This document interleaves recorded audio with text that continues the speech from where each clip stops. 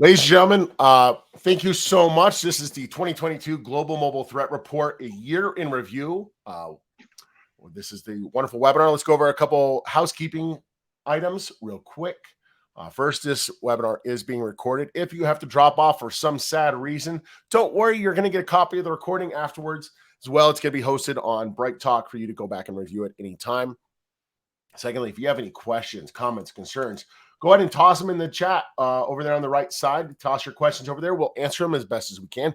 If we do not know the answer to your question, don't worry.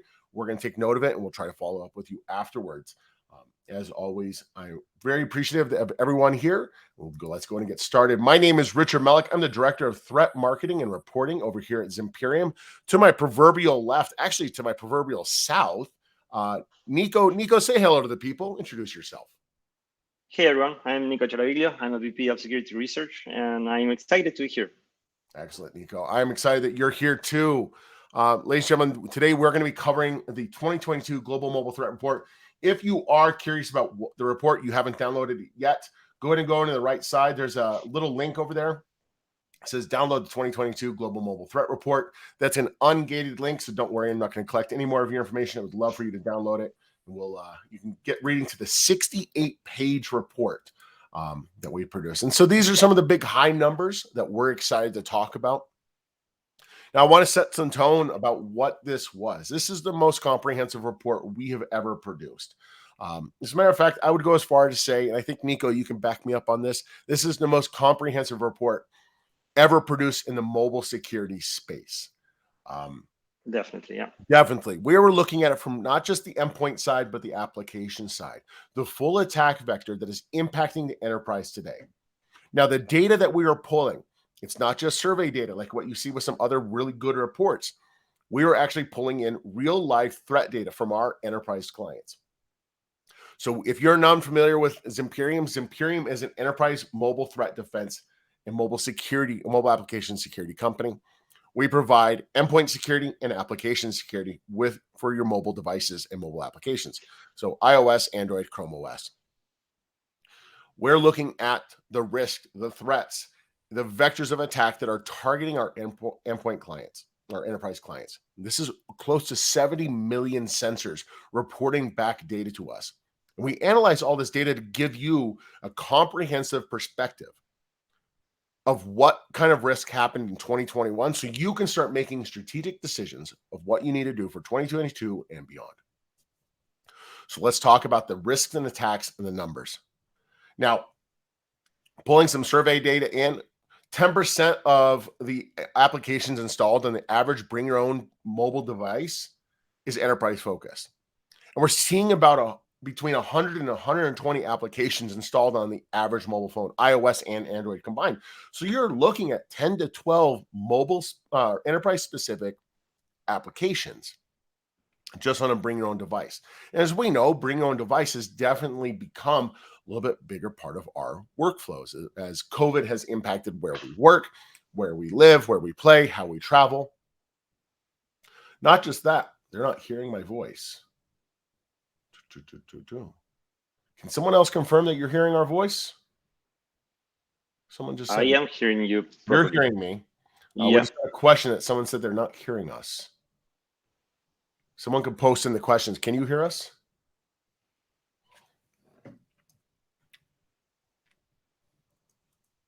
Let me see.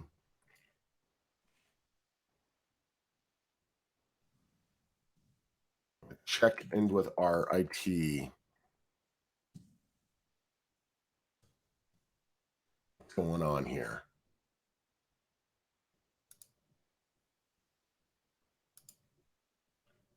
All the voice controls are turned on.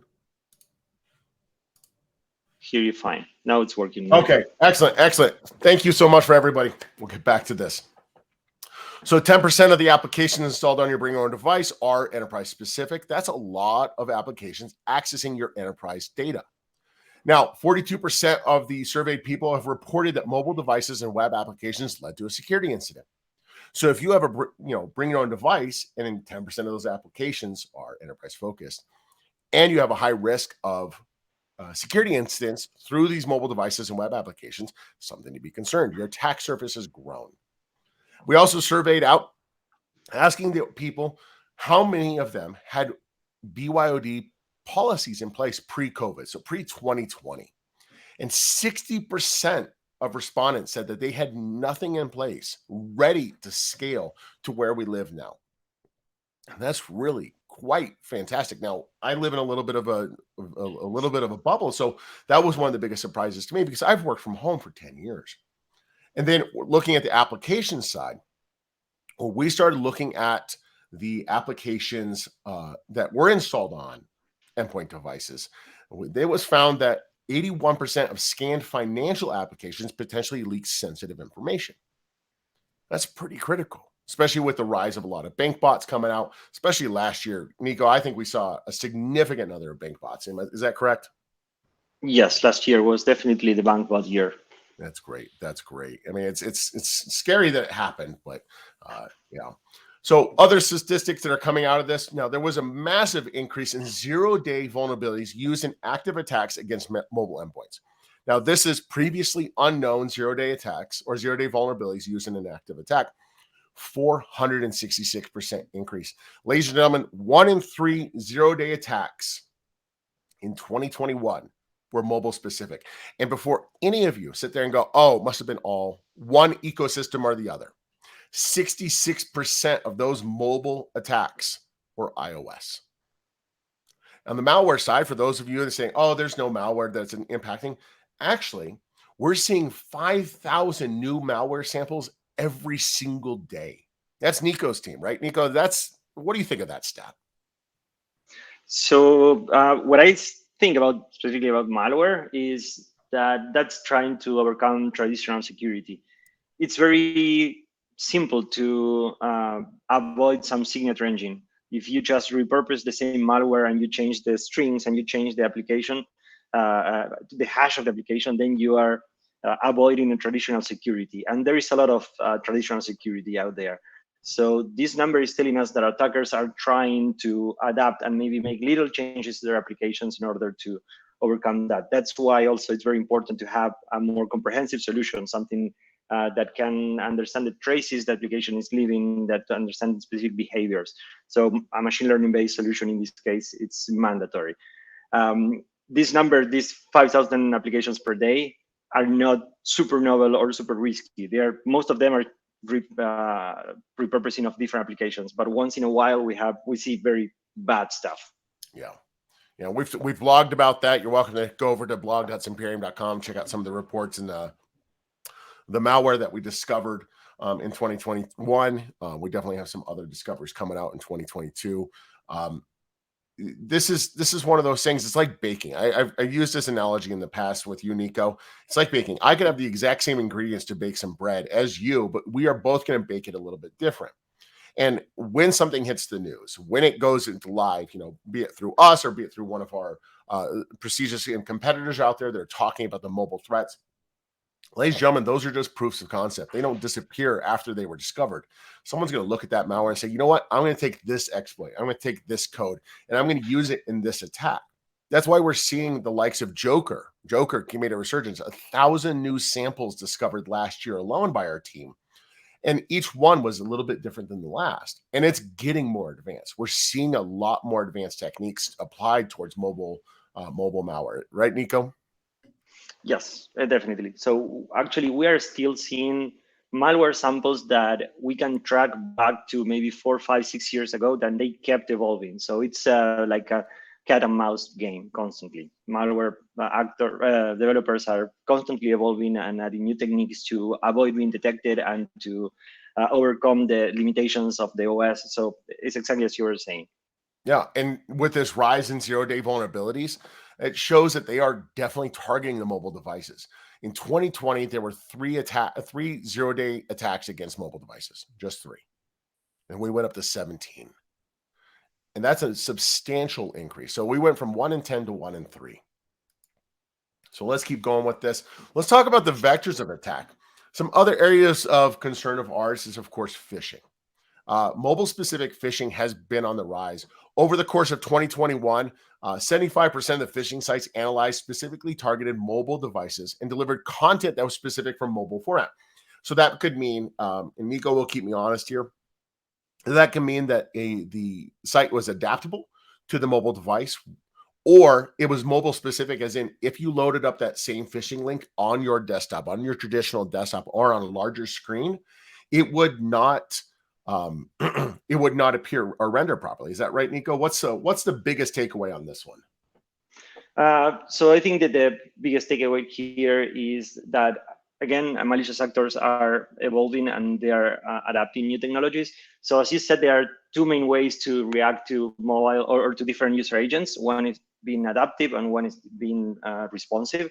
Adaptive basically means that the backend is going to check the user agent, is going to check if you are accessing the website through a desktop computer or a mobile device, and is going to serve different content. And we've seen this technique used, for example, to target only iOS devices, right? So if I'm visiting a website on an iOS device, I will be redirected, for example, to a link to download a malware application for iOS. Or if and maybe if I'm visiting the same link from a Google device, from an Android device, I will be redirected to Google or something like that. So we are seeing that a lot, and which Yeah. is something that, by the way, 2 years ago it was 25%. It was very, very minimal.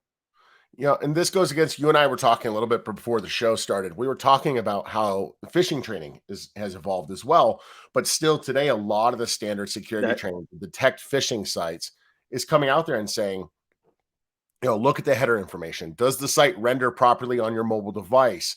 The threat actors are approaching the attack surface of the enterprises, of the potential victims. They're approaching it in a sense of almost, like a business. They're doing their market research. They're definitely looking at this and saying, hey, this device is becoming even more popular, or we have more communication channels and communication options to get out to people. They're going to be looking at those ways to get into the victims' computers. So speaking of those attack vectors, we did an analysis of the most phished brands that we detected, or most phished. How's this phrase? The brands used in the phishing attacks against victims. What we're seeing here is a heavy use of brands that we trust, that users trust, that we're used to getting communications from. Likes of social media and payment systems. You've got Chase, PayPal, Amazon, AT&T, Apple here in North America, Microsoft and Facebook. They're texting you saying, hey, your account's out of date. Be sure to update it. Oh, hey, is this you logging in? We're seeing a lot of phishing attempts using two-factor authentication through text messages. Hey, confirm that this is you logging in. Is this not you? Click here. And it's really, really concerning because these brands, they are so popular. They are almost victims of their own success, and they're being used to trick victims of both enterprise and consumer into clicking their links. Come over here to Europe side. We see some of the same brands, but a little bit more European specific. Coda Payments, Royal Mail, Wells Fargo, Citigroup, Tencent, a couple others. But Facebook, this is the biggest surprise to me on this one. Facebook in Europe accounted for 45% of the top fish brands. Nico, what is your thoughts on this? So sorry, before I dropped briefly, my connection was not very good. But what I was out say before is that phishing attacks are exploiting the weakest link here, right? So we can harden the OS, we can use different solutions to detect malware, but phishing is trying to exploit the weakest link, which is the people. So and one of the things that people is usually doing is reusing passwords. So if I'm able to compromise your Facebook password, the first thing that I'm going to do is to try that on your email, on your bank, on all different places. So Facebook being here as the most phished brand in Europe is not a coincidence. It's because this tendency of people of doing that is trying to exploit another weakness that people usually have. Yeah, absolutely. And that's what's concerning, is that it's still the user that's going to be clicking on it. And also the device itself is a lot easier to target. Those nuances in the logos, the nuances in the graphics and the website, they don't transfer as well. We're not able to detect them as well. Screen colors might be a little bit different. The URLs are hidden. We're not able to, tap over a link to see where it's going to be going. We just inherently trust it. And URL shorteners have made it even more difficult through the phishing links. And so users see it really quickly. They're saying, oh, we can trust that link. We can trust that site. We can submit our information. And I know that you're going to be going over some attack chains here in a little bit, but that's something that's crucial in towards the mobile security of both applications and the endpoints themselves. So what about the other threats? Now, remember, ladies and gentlemen, we are pulling the data from almost 70 million sensors globally. And this is all anonymized data. This is only the threat data. What we're looking at is basically when an incident or a situation occurs, is reported back to us, and we're able to address it. The user, of course, is alerted within their console, within their SIM or SOC, and they're able to get that endpoint secured. But 1 in 4 endpoints globally encountered malware on average. And that's incredible to me. I mean, even for someone that's worked in security for 12 years, I didn't even imagine it was this high. And then from there, we saw a rise in man-in-the-middle attacks. Almost a little over 1 in 10. I think it's about 1 in 8 endpoints encountered man-in-the-middle attacks. Malicious websites. This is phishing, how we detect phishing. Over 1 in 10 organizations and enterprise clients encountered malicious websites, as well as network scans.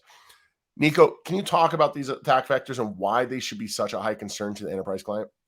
Yeah, definitely. So some of them actually are not very risky by themselves. So for example, a network scan is not, it's something that you can find on a network. It's basically reconnaissance, right? And an attacker is going to connect to a public Wi-Fi, and the first thing that it's going to do is to trigger a network scan to see basically who is on the network.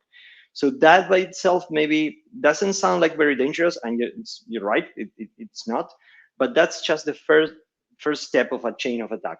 So if you are able to react when someone is scanning your device, then you are preventing a much bigger threat.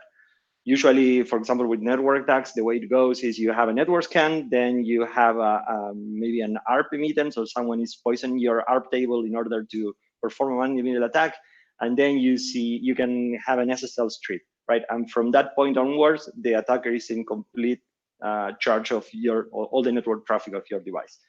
So that's why, for example, network scans are important. Malicious website, as we were talking before, that's trying to exploit the weakest link. Here, we are not only talking about phishing attacks, but malware too.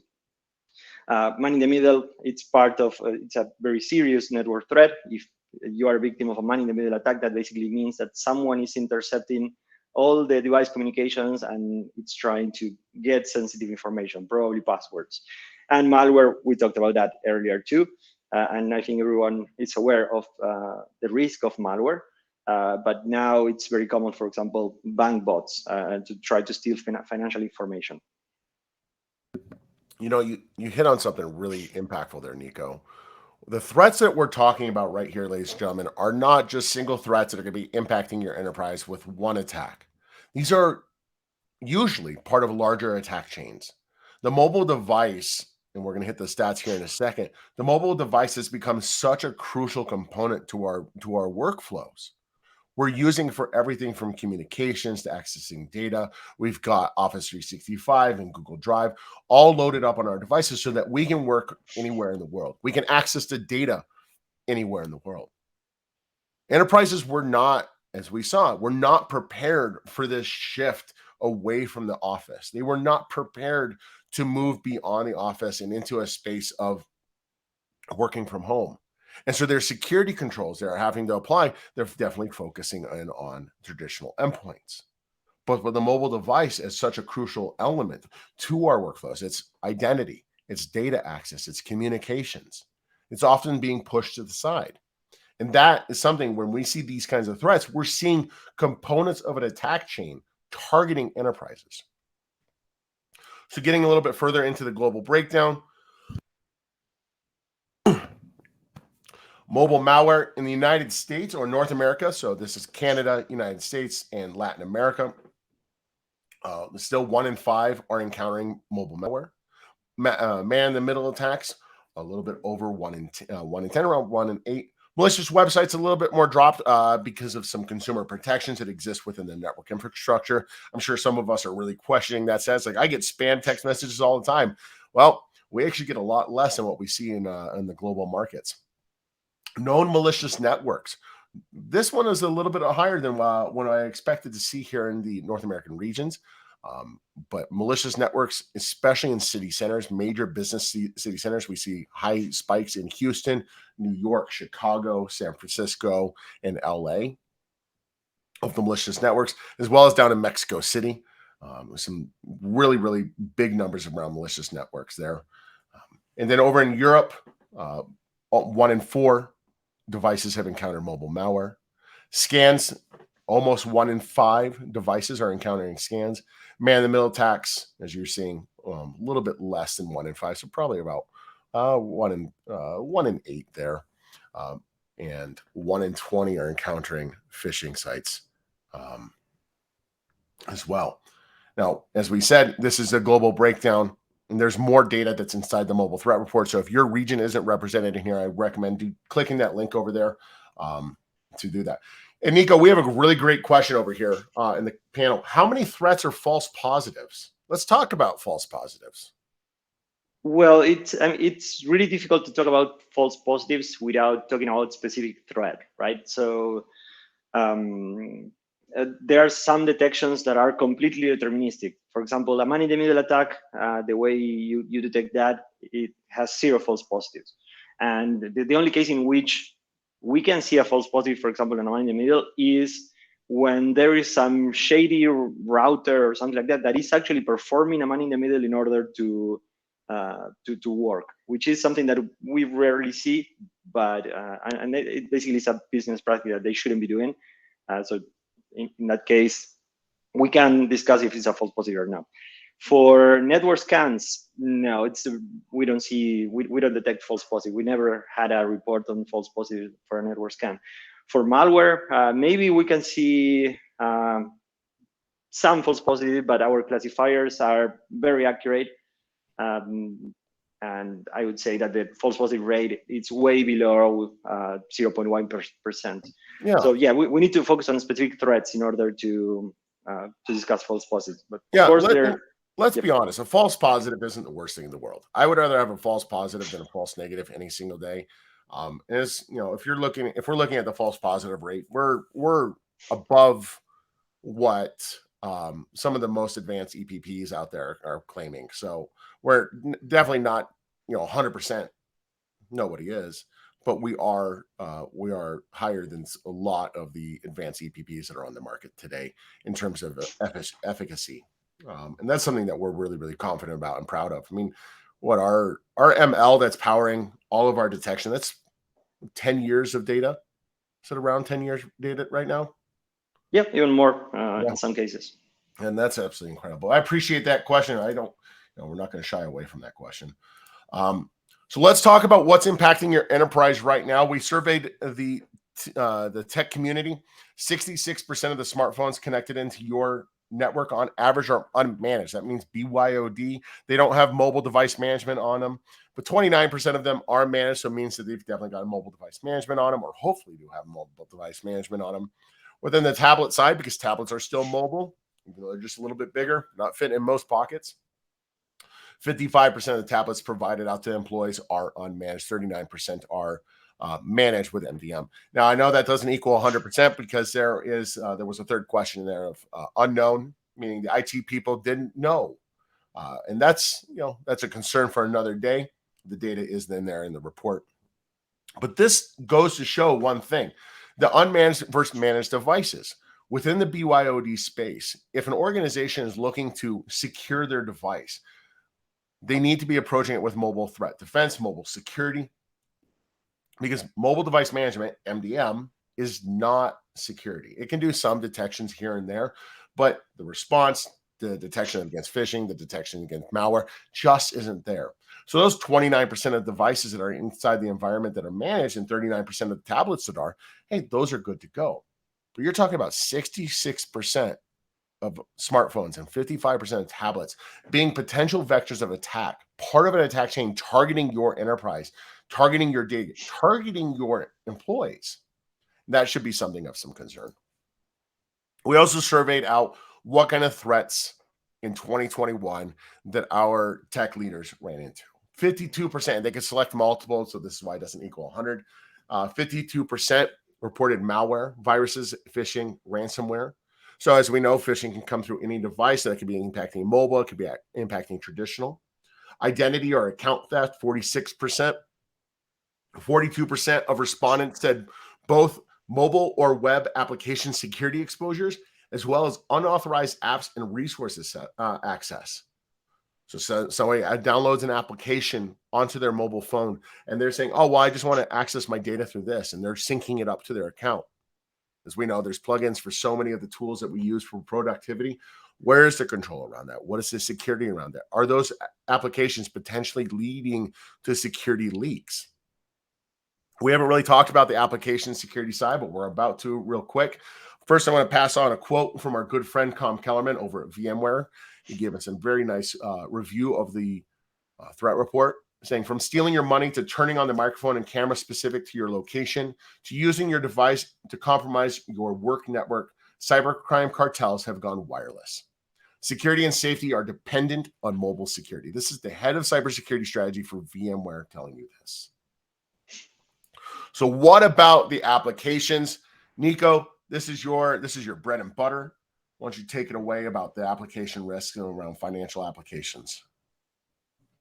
Yeah, so something that we see is that developers don't have in mind security. They have in mind functionality.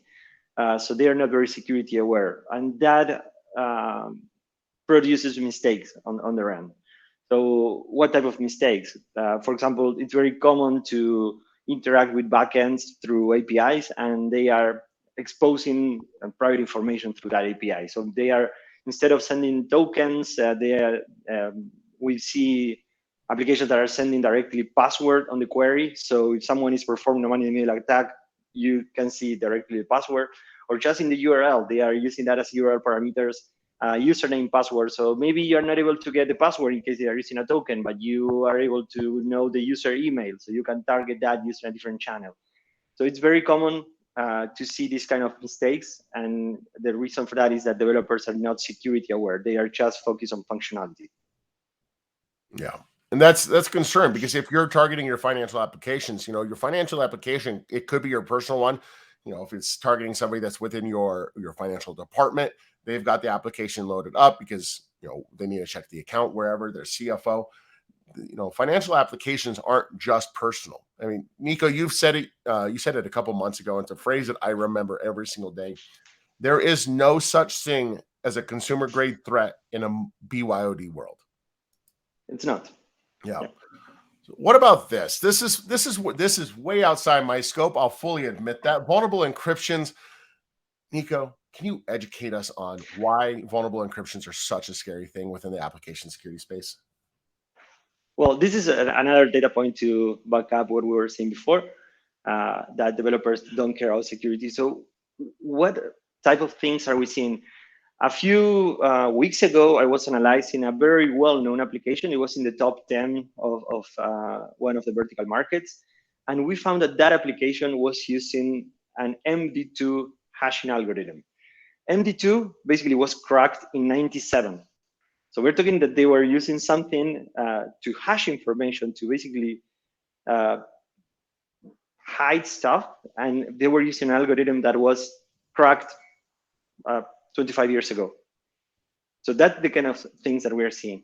So using encryption, it's currently should be one of the main defense layers today. So for example, if I'm on an airport and I'm connected to an open network and I'm using a VPN, even when there could be a malicious attacker in the network, if I'm using a VPN and I'm encrypting all the traffic, the attacker will only see gibberish. So it won't be able to get any useful information out of that.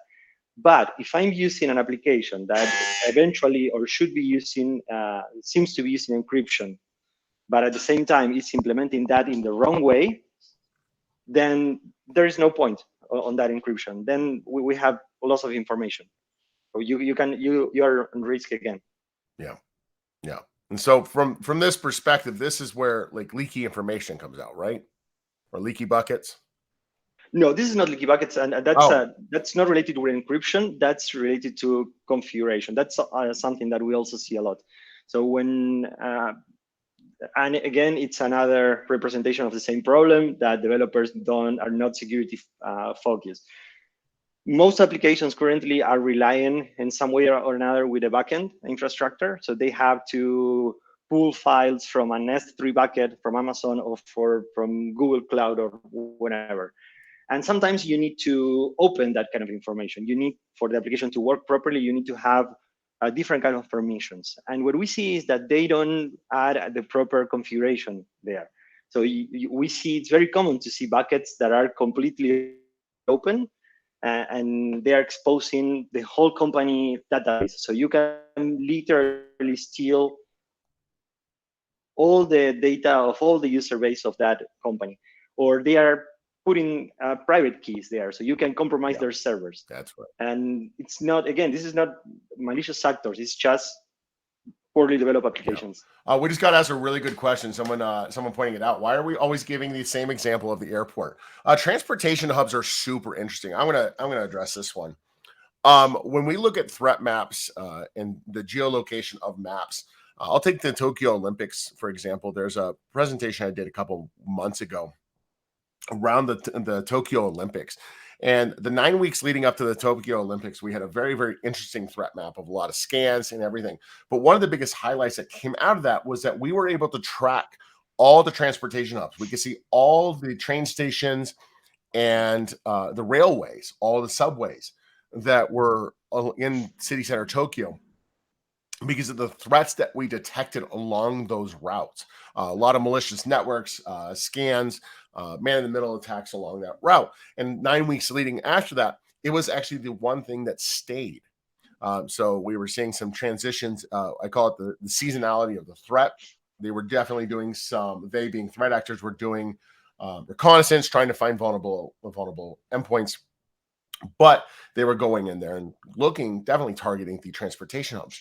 Because when you are moving, when you are going from city to city, when you're flying at airports, um, that's when you're most vulnerable. You're looking for a connection in the new city. You're making sure that you have strong connection to, call home, whatever. So we get a lot of data out of that area. That's just why we rely on airports with our examples. But the same goes for city centers. As I said a little bit before, when we look at major cities, we're looking at London, we're looking at Singapore, we're looking at Sydney, we're looking at Delhi, we're looking at Dubai, and here in the United States, Houston, New York, LA. We see so many threats, and we can track it almost like a map, see where the threats are following. And there's definitely targeting central business districts. They're looking at where the victims are and where the data is that they want to steal. So I hope that answers that question, but I appreciate you asking that. Pardon me. So mobile threats, the vulnerable applications that are out there. I think we just hit on this one because I asked a question a little bit too soon on you, Nico. But 10% of the iOS and Android apps are using public cloud services in their back end. This is a big concern within the leaky bucket side. And then 49% of developers are only patching known vulnerabilities during the next planned release. Depending on the size of your organization, that could be anywhere between 3 to 6 to upwards of 9 months that we've seen between applications being updated to protect against exploits and vulnerabilities. And just as we say against your device, if you're not patching, if you're not going through the update and loading up the latest patches and latest updates from your OEM, whether you have iOS or Android, you're leaving your data and your applications and your devices very vulnerable. The same could be said towards your applications. We analyzed 1.3 million Android and iOS apps to get that 10% number. 14% number, by the way. 14% of the apps had misconfigurations exposing users' personal information of the ones that were vulnerable. So that's another big concern, as Nico was mentioning a little bit before. Is there anything there to add there? Yeah, just one thing. So as part of the work that we've done to detect these misconfigurations and the leaky buckets, we contacted hundreds of companies saying, hey, you have this problem, right? So we made a responsible disclosure to them. And we found that some of those companies don't even care. So it's not that they were waiting for the next release to fix that. they were not interested at all in any fix, and we were providing this information for free. It was just like public service, and even then they were not willing to fix this. Yeah. And that's something that we do quite a bit. We follow responsible disclosure policies and procedures here at Zimperium. So even as we're discovering malware, discovering threats against applications or within the application, we are doing our best to reach out and connect with the developers, with the OEMs, whoever owns that, to give them the information far in advance, just as you would do with any other kind of bug. But I appreciate that, Nico. That's a really good thing there. Nico, before we get into the couple questions that are in there, let's talk about a real life iOS impacted attack chain. Okay, yeah. So before I was, when we're talking about network threats, I started mentioning that device scan, maybe it's just the first thing that we see on a thread of events. So what we are showing here, it's a real thread change that we got from one of our customers' device. And you can see exactly the timing here. So what happened here, everything started with a jailbroken device. So a user jailbroke the device. And a minute later, we see a system tampering. A system tampering is, well, there are different things that we're considering here as system tampering. But what was happening here is that there was an access to a location that shouldn't be accessed. So some processes started to read and write in locations that shouldn't access at all. 20 minutes later, we detect a file system change. So we saw that a partition that should be read-only, that shouldn't be modified, was remounted as read-write. Why someone would try to do that? To achieve persistence. If I'm modifying a read-only partition, it's very likely that I'm doing that to be able to come back whenever I want. 30 seconds after that, we see a siloed app. In this case, it was a third-party app store, which is the main source of malware on iOS. And if I remember correctly, it was 19 hours later, we had a malicious profile installed there. A malicious iOS profile can be used for all sorts of reasons. So it's very common to install root CAs, which basically lets an attacker sitting on the device to decrypt all the traffic that the device is producing. So again, back to encryption. If you have a malicious profile that is unencrypting all the traffic, then even when the device seems to be using encryption properly, an attacker have access to all the information that you are producing. That's absolutely incredible there. And these are real life attacks. This, of course, we can't give the information on it because this was something that we were monitoring on behalf of a customer and helping them to remediate. But this is something that this is the kind of services that we're providing out there. Let's go ahead and get into some questions. Nico, there are some solid questions in here today. I'm going to answer the one that I definitely can answer. Is the solution certified by StateRAMP? Not right now. We are currently in the process of getting StateRAMP. We are FedRAMP certified.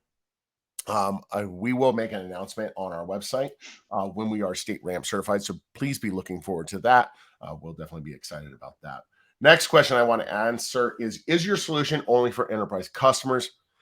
Yes, we do have a service where we do provide mobile threat defense solutions out to governments to provide to their residents, called Resident Security Program. So you see that in NYC Secure, Michigan Secure, and LA Secure. Those are all applications provided out to residents of those areas. But we are an enterprise-focused security company. Do we have a consultant version for forensic practitioners? I've not heard of one. Nico, have you heard of one? This is something I can look into as well. No, we don't have that. We don't have that. But you know what? If you reach out to me on LinkedIn or Twitter, whoever just asked that, by all means, let's get talking about that. I'd love to help you out, see what we can do about that. This one's a multifaceted one. I'm going to ask it in parts for you, Nico, and then we'll go on. By the way, if you have any questions, please throw them into the question box. We'll get them answered as best we can. What is the worst impact on mobile devices for specific iOS and Android that caused by malware or any threat on mobile devices? That's does that make sense? Is that a good question for you, Nico? Yes, it is a very good question, and it really depends on the user, right? And what's the kind of damage that you are more interested in, right? So, for example, maybe for a personal user, losing financial information, or maybe yeah, some sort of being a victim of any banker malware probably is the worst thing that can happen, because in the end that means losing money. But maybe for an enterprise, if you can, a malware that is compromising a device, maybe some spyware that is able to access company emails, and you are maybe exposing company's IP. So from that point of view, maybe that's the worst that can happen. um, I would say that we can say uh, loss of personal and financial information, either or well, corporate information too. But they're pretty bad type of attacks. That how that you can get there, right? So you can have a device that is fully compromised. So you can have someone sitting on your device without you even knowing about it. Yeah. There's one thing, the statistics are definitely there. The more wide range malware that we're seeing out there is definitely on the Android side, but the higher number of target attacks are impacting iOS. Pegasus is a very good example of a targeted attack impacting iOS. Last year, multiple zero-day exploits were revealed because of the Pegasus revelations by Citizen Secure. Um, so the iOS devices are highly targeted because of where they're used. You see a lot of iOS devices within the boardrooms, within executives, and high-level VIPs. That's not to dismiss the Android's device viability or use within leadership positions. It's just the target of the by the threat actors. Next question: seeing all the risk and about the threat over the world, why did Zimperium not create a mobile device instead of a mobile threat defense? That would give you full control or protection on mobile device security. I think that's a really good question. Why aren't we a mobile device management company? Um, That's a good question. Yeah. So we are from the very beginning. We were very entangled with MDMs. So we have some partners rather than MDMs. So I think it's mostly like a business decision in order not to collide with our partners. Yeah, that's absolutely it right there, Nico. You hit on it. We integrate in with multiple MDMs, and so that's what our job is to provide mobile security, where mobile device management is just managing device. It's managing policies and procedures, but policies and procedures can only go so far. Yeah, If but you're actually, if I can add to Yeah. that, it's a very good question actually, because if you're an MDM, you have better capabilities to react to this kind of stuff. So that's also why it's why we are partnering with them, right? So we are Mhm. providing information so they can react to all these threats. And some MDMs actually have our agent embedded in them, so you don't even see that we are running. It's we are providing all our detection capabilities through the MDM. Yeah, we've got multiple partners out there that are definitely using our product. And there's also multiple partners that are you can integrate it in through dual or through API as well. That'll help you out with that. It doesn't look like we have any other questions, and we're at the end of our time. Ladies and gentlemen, I appreciate you all joining us for this webinar. If you have any questions following up, you're more than welcome to reach out to us on social media. We are on Twitter. We are on LinkedIn. Don't hesitate, reach out to us there. You can see here at the bottom of the slide, info@zimperium.com. If you have any questions, you can even call us if you really want to chat. Reach out to me on social media as well. I'll be happy to answer any questions. Thank you so much. Nico, say goodbye to the people. Thanks to you for having me. Thanks everyone for listening. Thanks, everyone.